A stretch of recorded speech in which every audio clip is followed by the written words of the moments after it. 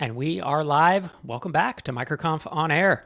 I'm your host, Rob Walling. Every other Wednesday at 1 p.m. Eastern, 10 a.m. Pacific, we live stream for about 30 minutes and we cover topics related to building and growing ambitious SaaS startups that bring us freedom and purpose and allow us to maintain healthy relationships. Today, I'm going to be welcoming Jesse Mecham to the show. Jesse did a couple MicroConf talks back in 2014, 2015. And in fact, his 2014 talk was one of the highest rated talks of all time. It was super entertaining, and it was the story of building his startup that is now, it's like, is it still a startup? It's 18 years he's been doing it. He was just telling me offline that he started in 2004. It's called You Need a Budget, or YNAB for short. We're going to be covering some topics around, maybe some things he would have done differently, knowing what he knows now, as well as updates on his team structure, some other things related to his talk. And then we're also going to talk about building a thriving remote culture, because YNAB is one of those companies that since 2004 has been a remote first company. And, obviously a lot of companies have become remote first now that COVID has happened, but they have 2 years of experience doing this. And Jesse has, approaching 2 decades of it, and he's thought a lot about it. So as I said, he's the founder of You Need a Budget, which is a leading budgeting software and education company. He's also the host of the You Need a Budget podcast, the Beginning Balance podcast for small business owners, and he's the Wall Street Journal best-selling author of the book, you guessed it, called You Need a Budget. So with that, I'd like to welcome Jesse to the show. How's it going, man? Hey, Rob, it's good to see you again. Yeah, you too. Yeah, it's been too long, to be honest. We were saying Absolutely. offline, so I hope we were able to connect in person again soon. But I think to kick us off, I know a lot of folks watching will have watched your 2014 MicroConf talk where you told the story of building YNAB and getting it off the ground, and it was an Excel spreadsheet at first, and it's really a good talk with a lot of jokes. Really well weaved into it. And if folks haven't watched that, we'll link it up in the show notes and they can go check it out after this. But knowing what you know now, what would you have done differently when you launched YNAB? Oh man, that is everything. You would do every single thing differently. I think I even mentioned it in the talk, and it's worth stating probably here, but a lot of what you did got you to where you are. And so in a bit of a catch-22, you don't want to write it all off and just say, oh man, I can't believe I made all those mistakes, because that's what got you the knowledge, right? It wasn't reading, it was more doing, it was more creating and less kind of consuming of the content. And so in that way, I wouldn't change a thing as my cop-out answer, right? But if there was one focus that I got late in the game, I would say probably around the time of that talk, 2014 or something like that. It was a talk that I had listened to at another conference where the speaker, I don't even remember their name, just said, I'm going to talk about culture. And I thought, I had my organizational behavior class when I was doing my master's degree. Like, that was the worst. I hate it. No, I don't want the touchy-feely. I want profit and loss, revenue, heart, And so I kind of wrote off the first part of the talk, but there was one line that the speaker had where he said, if you don't intentionally create the culture that you want in your company, you will end up working at a place where you don't like it. And that mortified me. So if there was one thing I could go back and just say, hey, Jesse, a little bug in your ear, it would be intentional and aware of culture and what you want from the outset. And then from there, you just turn that flywheel, make it better and better. Great. And we're going to circle back on culture and remote culture here in a few minutes. So compared to when, you gave your talk in 2014, which is, 8 years ago, yeah. What is your team structure like today compared to what it was then? So back then, my guess is we were around 25 to 30 employees.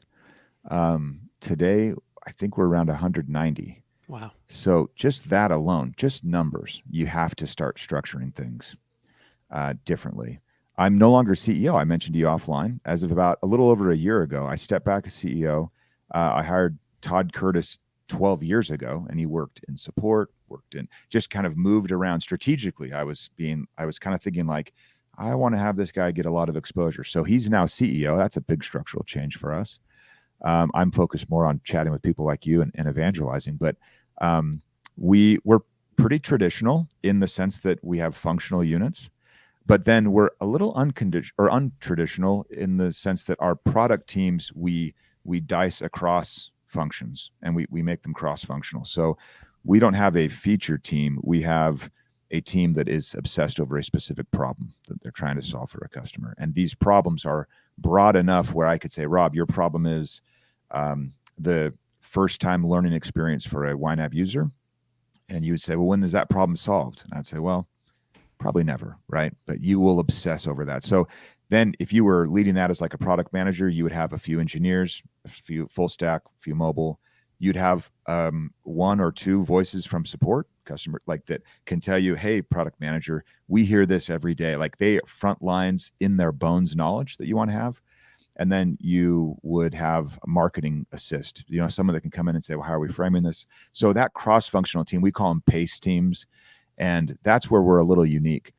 One other thing that might be interesting to some is our managers, our people managers are in charge of a team member's growth and their bandwidth. So their growth, like how are you doing in your career? Your bandwidth, like is everything okay on your plate? But they are not necessarily a technical expert.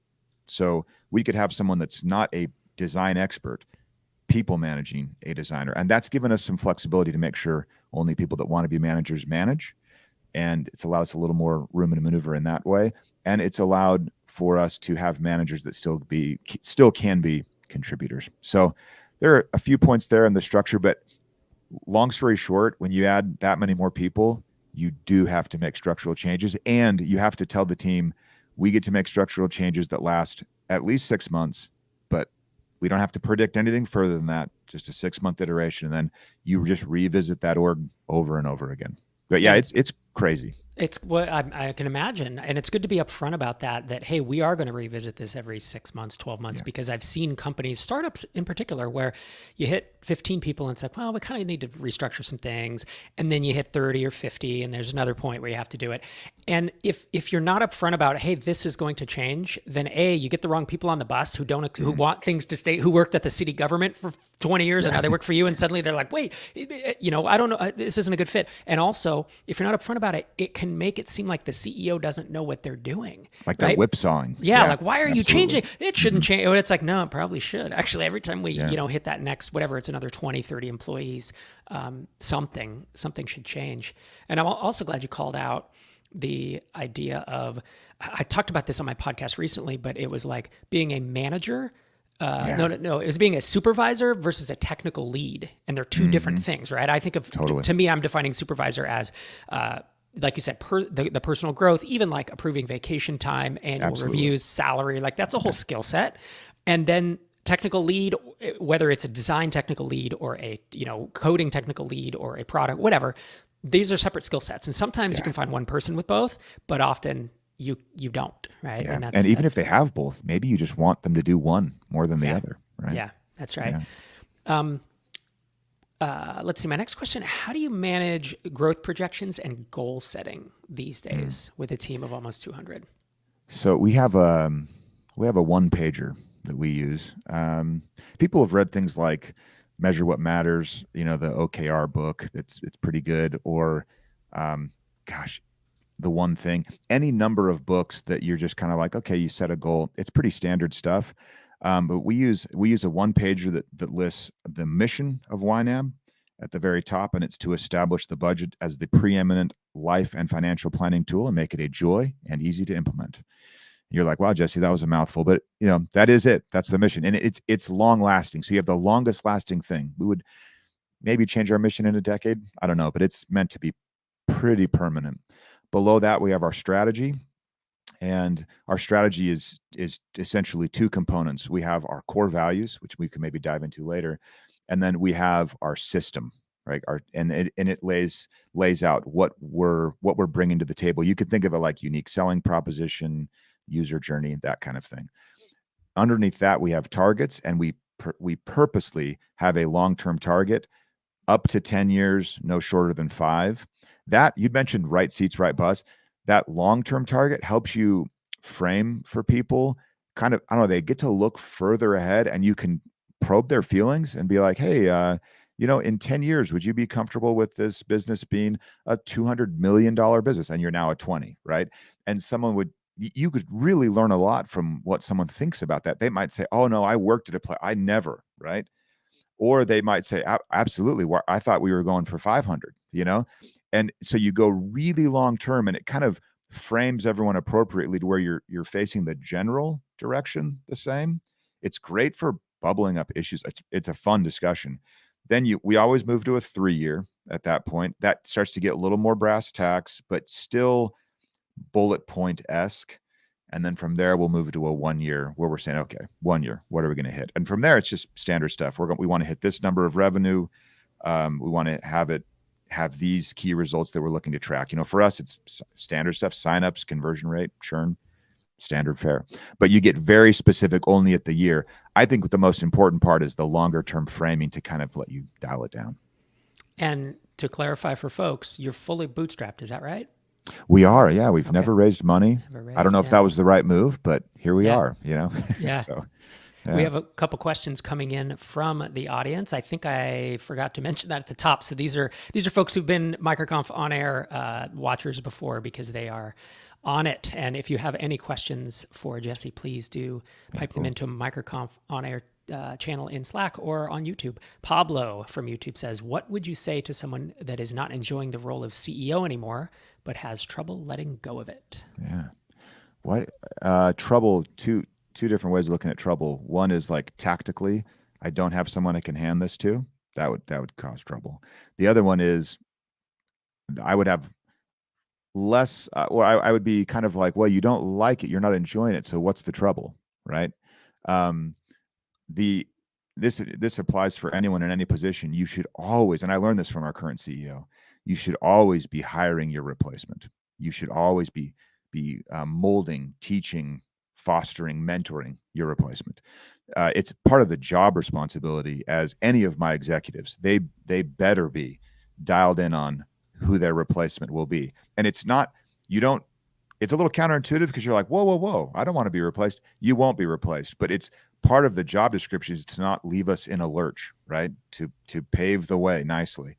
And so you always want to be thinking about hiring your replacement. And in that instance where you're having trouble letting go because it's just your baby, and you got to really be clear, like what is this replacement person bringing to the table? Todd, our CEO, is better at being a CEO in so many different ways than I am. I have some strengths that he doesn't have, but he for this next phase, I just felt like, yeah, he's it. But it was still hard in the moment to let go emotionally, like legit therapy type hard. So one part is make sure you've found and you're teaching and mentoring the right person. And the other part is being really clear, like, okay, now that I've done this, what's my next move? And I had to know what my next spot was before I could just leave some vacuum in my life. Yeah, the emotional side, I think, is it's got to be brutal. And getting outside help, therapy, or something, I think, is got to be. Yeah, like legit shaky the moment I was actually like announcing to the team, and I knew it would be semi-permanent. That's the one thing I said, man, 6 months, except if you're changing the CEO. We want to make sure that org structure is longer than that. Yep. So I was legit shaking there. Like I was nervous about, I felt good about the decision. I liked where I was at with it. I obviously chatted with Julie, my spouse, about it at length for the last year. But yeah, in the moment, still fully emotional. Absolutely. Yep. And then Peter on YouTube asks, I've seen many times that companies struggle to allocate resources for security teams. It's also a common practice to silo them as a separate security team. How do you solve security resource allocation? Well, we need to have someone that's fully dedicated to security. Right now, it falls on our head of technology CTO role. That's a bummer. And that's poor. Literally for 2 years, we've been like, we've got to have someone that just obsesses over security. So I actually don't have a better answer for that right now. I think we're behind the eight ball on it. We've given it to someone who has a whole bunch of other responsibilities, and so security needs to be paramount for that person, and it's currently not. It's odd because it's the most important thing. If you mess up, then you're, done for. It's a big deal. But it doesn't get the resources it needs out of the gate. So we're actually fixing that in the next couple of months. We're going to be hiring for that specific position. And then I'll let you know in a year how we make sure that security isn't just siloed. What will that be? A cadence of communication, I don't know, people that carry certain responsibilities that are across those PACE teams, maybe functionally what it looks like. Haven't solved that one yet. Yeah. And then Peter asks another question, and then we'll get back because I want to get back to culture and values and You bet. remote team stuff. But he asks from YouTube, what would you say is the most important skill for remotely leading a team of engineers? Effective communication. Yeah, writing Written specifically. writing. Yeah, Yeah, because so much of it is in just chat gotta be. or email Yeah. or whatever. Yeah, I would agree with you there. So let's change it up a little bit and talk about. You sent over some notes and you had this.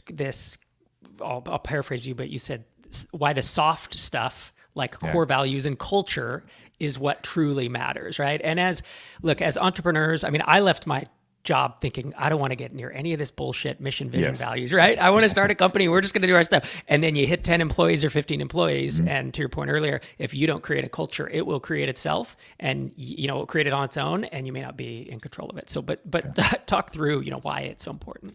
Yeah, I alluded to that from that conference talk, years and years ago, where I was like, come on, let's sell software, What I've noticed, and this is still kind of a working theory for me, but a little brag for a moment. So YNAB, we submitted our company to a battery of surveying and things as part of the Great Place to Work company that then publishes their results in Fortune.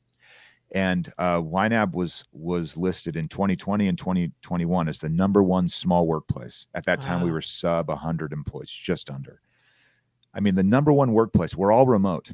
And it was curious because the Great Place to Work gave us our data. I think we actually had to pay them for it, which was ironic, but they gave us the data. It's all anonymous, so your team is allowed to say what they want to say. And there were interesting things like how we scored. We were 100% across the board, and there were a few bits where it would be like 100% of employees believe that management trusts them to do their work without looking over their shoulder, and all remotely. Where when things were first shifting, I mean, Rob, this would blow your mind because you've been in the world forever, but I had friends that were running companies all co-located, and they're like, how do you make sure your team's actually working? How do you do you install key logging software? I'm like, what are you talking about, man? Like, who have you hired where it's just, are you running a chain gang? Like, I don't get how this is going, but that was where their mind was going. And so trust is trust, remote or co-located. How do I know that my team's working when they're all in an office building on several floors? How do you know they're working when you close the door or when you put on your Bose noise canceling headphones to go dark? Right. So it ends up being all about the team and making sure that the team is a fit, remote or co-located. And what we did is we got really clear on what our core values were and their character traits. They're not demographics in the slightest. You can have a wildly diverse team across all kinds of spectrums, but they can share these core values that are YNABs. And they might not be specific just to YNAB, but they're unique enough that, like, if we were playing Boggle, that old game where we have to find words, and if you find it, you don't get the point, and I don't get the point. They have to be unique enough where you can start to attract people that are your core values. So when we'll hire that security expert, we're going to find a security expert that has a bit of YNAB in him or her already, and then we get them, versus looking for technical fit first and then, I hope they're a nice person to work with. Well, what do you mean when you say they're a nice person to work with? Define that for me, because you, Rob, have a style, you have core values, I'm sure of it, that make it where you're like, I like working with that person. Man, that person's smart, they get it, but God, we just don't seem to. You're talking about a core value mismatch, and they could go somewhere else and kill it in some other organization. Like Apple's core value, one of them has to be genius, right? They just have, like, they have a genius bar. They aren't even customers, like, so they're fully genius. At YNAB, that wouldn't work well for us. Like, I don't give a genius the last word. I don't give genius the floor. It's just not the way we do it. But can you build a massively successful company on genius as a core value? Most definitely. So defining those is so critically important, and then finding people that have them already. Then if you're remote or co-located, doesn't even matter. You have people that are resonating with each other, and then working is easier. Like adjusting how you work, being more open-minded to, hey, we're iterating here, people. It's all okay because everyone's like, oh yeah, well, this is how I work. It's just who they are. And so you can throw them into any kind of structure. You can throw any new problems at them. And they're so just like, yeah, this feels good. This feels fine. Because at their core, they're a match with the company. And I think that's why we're a great place to work, is the resonance of people here. The fit. Everyone's a Yes. fit in with what you've described. And I mean, would you be willing to share a couple of your core values? So just to give an idea of what the uniqueness is. So our first is genuine. That's like our headlining. Like, you got to be comfortable in your own skin. And the idea of someone kind of putting on a facade, or you having like podcast Rob versus real Rob, I'm like, no, I know when I talk to Rob, I'm going to get real Rob every time, you know? My favorite core value, though, we call it humbly confident. And there's a tension there that I really like. We deal with it on the team where we say, well, yeah, brag a little. Like this, you're always deflecting praise. Like sometimes you need to be like, yeah, I own that. I nailed that. Right. And then other times you have to be like, oh, the team got this. That wasn't much of me at all. It's this tension there. But when you're attracting an engineer or a designer or a support person, and you lead with, instead of on Indeed or wherever your job boards are, where people are scrolling, people need to think through, they're more like click-through rates that you're optimizing for, not a job posting. We want to stand out. And so when you lead with, instead of customer support rep, you say confidently humble customer support rep. Suddenly you have that person that's like, oh, and you get the click. And that then in your job copy, you're emanating these core values. It's not some HR written thing. It's like all marketing. You're pitching, right? And you get that out there, and then it's resonating well. Where we have people that will send friends the job posting, and they're like, I mean, Rob, you got it. I know you're not looking for a job, and sorry for overstepping, but like this was just screaming you. You've got to check this out. I can't tell you how many people we've hired that were just like, oh, I wasn't looking for a job, but my, friend of mine said that I should check it out, and here I am. I can't believe I'm applying. That's the kind of people you want. So you start from the very outset in that candidate attraction process, and you just scream the core values. And then you eliminate people that are like, God, these people are way too folksy, Right. Or I can't believe they're making jokes in their job description. Well, we don't want you there. We like you, but you won't like it here. You just won't feel like you fit. And you attract people that are like, oh, that joke was pretty funny. I like this place. Right.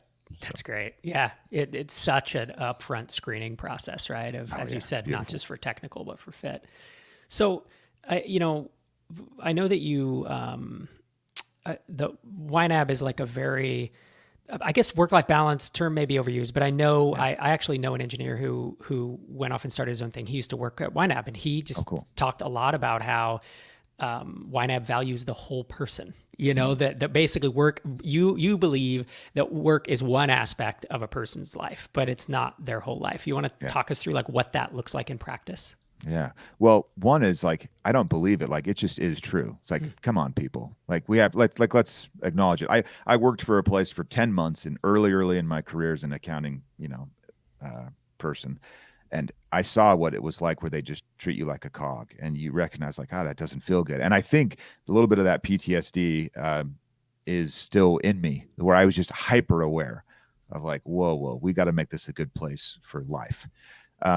YNAB is not your whole life, and we frame it that way. This is not your whole life, obviously. So we want to make it a great place to work, precisely because it affects the rest of your life in ways that I think need to be openly acknowledged. Stressful work makes for a stressful home life, period. And I want work to be a joy, so that when you go home, you're a little more of a joy with your kids and with your partner. It doesn't mean that it's always rosy at all. Sometimes it's absolutely stressful. But on the whole, I want it to be a place where it's an add to your life, where it feels like, yeah, this just feels right. I don't like work-life balance because that pretends that there's some stasis we can find, and there isn't. It's up and down and up and down. Practically, I think the remoteness helps on that side of things. Just recognizing people life is part of this whole thing. I didn't want to say this because we're in experiment mode, and so I'm a little leery, but we just like literally this Friday is the first day that YNAB, the team, will not be working, because we're testing a 4-day work week. That is partially an acknowledgement of, we think we could maybe be just as effective if you read all the reading on that stuff. It's partially me saying, I think this is the next, this might be a competitive spot where we need to be. Maybe in 7 years, you have to do this. And that we'd like to get ahead of that. But it's just the idea of like, you bring a person to work and they like their job and their home life is working as well. They're going to be more productive. They're going to stay longer. It's profitable to do it this way. Like, it's so profitable to treat your team well and have them stay and rave and recruit for you than it is to think of them as somehow like turn and burn expendable. It's not charitable either. I hate when people are like, oh, Jesse, that's so nice of you. That's not nice. That's cold-blooded, calculated capitalism. Like, I am in this for the profits. Like that, of course I am. But I think it's profitable to do it this way. It's long-term. I think not having investors to give a nod that way, I think that helps. You can think long-term about your employees. So yeah, but it's not about, I don't know. It's not anything above just like, I think this is a good business move. People will say like, oh, it's good of you, moral. I don't like that one. I don't like moral as much on that as far as the label goes. I want it to be smart from a business standpoint. And I firmly believe that it is. And so far it's proven out that way. Yeah. And I think folks who have not built a company into the 20, 30, 200 employee level don't realize that in the end, your biggest challenge is finding great and retaining great people. Like that's it, and if you can do that, everything else is solved because those great people will solve the problems, right? Yeah. And especially as the CEO of 150 person company, you can no longer solve all the problems, even though you used to, right? But you can't come in and say, what are we going to market? How are we going to do it? What's our strategy? What's our implementation? There's too much going on. And so you have to have people that are so good, and those people can work anywhere they want if they're that good. And so how do you solve for that? And that's what you're saying is that this, whether it's a 4-day work week or whether it's the balance that you give people or, just valuing them outside of work. Just make it a great place to work without that official adage, right? Just make it a great place to work. Yep. And it doesn't mean like the 4-day work week, that could be a totally just like a surface tactic, right? Or any number of things. Like I used to not pay health benefits for the team because I was like, no, you just solve your stuff, right? Mm-hmm. But competitively, we realized like, oh man, we have to do this, right? Mm-hmm. So we did it. And so you're competing in a market, and in this market, competing for top talent is fierce. So you have to stand out with your core values and find people that have your business already inside them. And then you just make it a profitable, great place to work for that person. And on the whole profitable, right? For the whole person profitable. What does that look like for them? They get out more than they give, and then you get out more than they give. It's this beautiful, beautiful thing. And I never grow tired of trying to solve that top level problem. And then I love what you said. You push down the problem solving. You make experts down in the organization that are doing things that absolutely amaze you that you never would have come up with. We have a question from Xander on YouTube. He says, is the 4-day work week 32 hours, 4/8, or is it 4/10s? We just lopped off Friday. So yeah, it's 32 hours. Wow. But we don't talk about hours. I mean, let's be honest. Sometimes it's 30. Sometimes like we've hired people where they're like, hey, I had to leave a half hour early, so I'm going to make it up. And you're like, whoa. You need to change. Yeah. It takes a while to unwind that, right? Yeah. But you got to be outcome obsessed. And whether it's 4-day work week, working remote where you can't see people and you think you know what they're doing, you got to just be obsessed with outcomes, not output. So if I were to watch an engineer, Chris, who I love, he's an engineer, he has a 6-foot wide aquarium in his office where he works in Tennessee. And if I were to just spy on him in some really creepy way, and I could see him staring at his aquarium for 45 minutes, I might be mad. Like, Chris is stealing. Come on, Chris, why aren't I seeing you slinging code? But in that moment, he comes up with some algorithm that shaves $200,000 off our database costs for the year. Outcome, right? Yeah. That's it. And so you got to ignore the little devil on your shoulder that will be like, Jesse, are they working? You got to ignore that. And you got to look at what they're producing. Just be obsessed over those outcomes. How they do it, you can't get in the middle of that. You don't want to. You'll mess things up. So yeah, absolutely. But 32, 40, all that stuff, we lopped off Fridays, except for our support team. They had to do it a little different because, and then we have to obviously hire up on our support side to cover the percentage we just lopped off. But we'll see how it goes. I was told even like, we're not being public about this. So I hesitate to even say it because I don't want publicity around this. We're just experimenting with it. We're going to see how it works for our team. Right.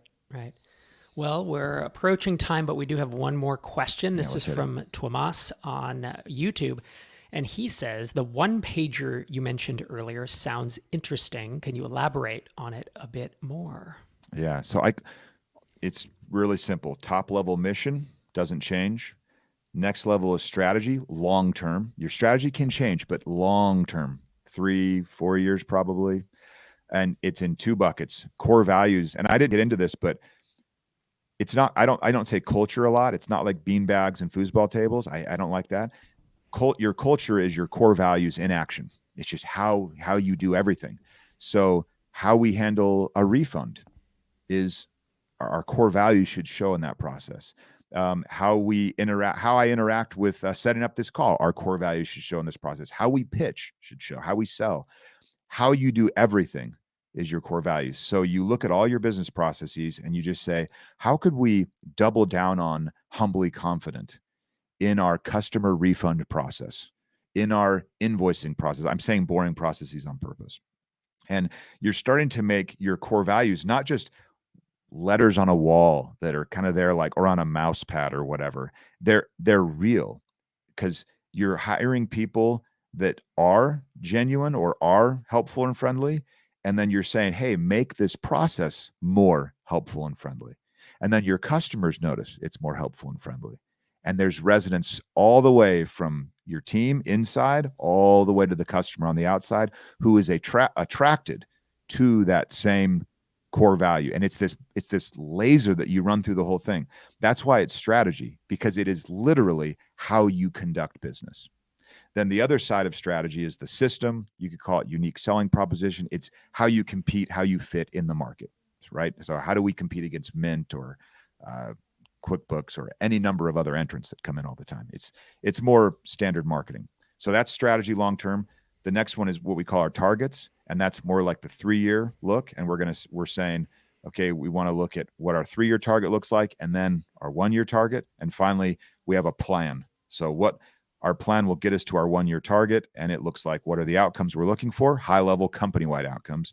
What are the key metrics and milestones we'll look to fill those out? And that's standard OKR stuff that you can find everywhere. So that is it on one page. I love that you have the whole thing memorized. It's obvious that it's short enough. Well, it's because I'm sure you've been knee deep in it for years, and it's short enough that you can memorize the whole thing, the format and all that. Did you read a particular book to find out more about that, or is this just something Traction by Gino Wickman? Yeah, he was like, have this on a page. And ours is pretty close to his, a little different now.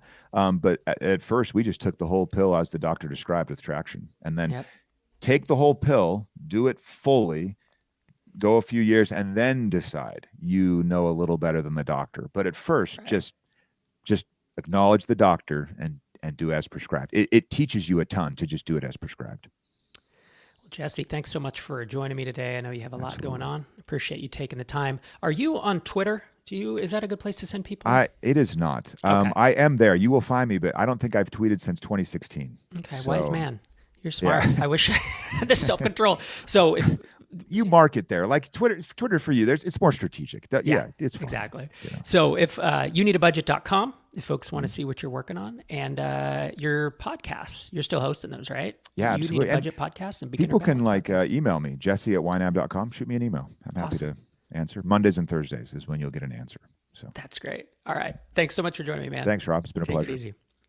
All right. And as we head out, I want to remind you that MicroConf Local London is on May 18th. So that's just 1 week from today. I will be there myself. I'm flying out in a couple days. If you're interested, if you're in the range, it's a 1-day event, microconf.com/local-london. I think we could just go microconf.com/locals. That'll take you to all of them and click through. And tickets are available. And I think we're approaching sellout actually, which is kind of cool. It's a smaller event, so it's going to be more intimate.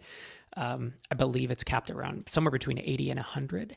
And it'll be like 3 speakers, myself, Asia Aranjo, Brennan Dunn, and a lot of hangout time. And then I would also, as we roll out, love to thank Hey and Stripe for being our headline partners this year. I'm sure you're familiar with Handstripe, but they've been great partners for 2020, 2021, and now in 2022. Thank them for their support of independent SaaS startups. And with that, we're going to roll out. We will see you again. You know what? I won't be streaming in 2 weeks because I'm out of the office, but in the next, let's say 3 or 4 Wednesdays from now, I will see you back. Same time, same place. Thanks again for joining me.